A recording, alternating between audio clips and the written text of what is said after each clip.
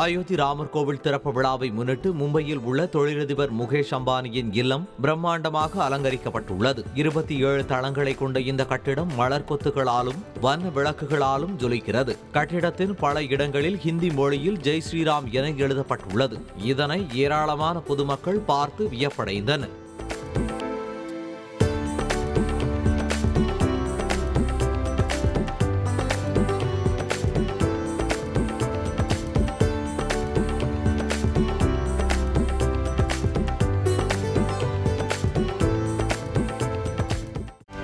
செய்திகளை உடனுக்குடனும் துல்லியமாகவும் தெரிந்து கொள்ள சப்ஸ்கிரைப் பண்ணுங்க.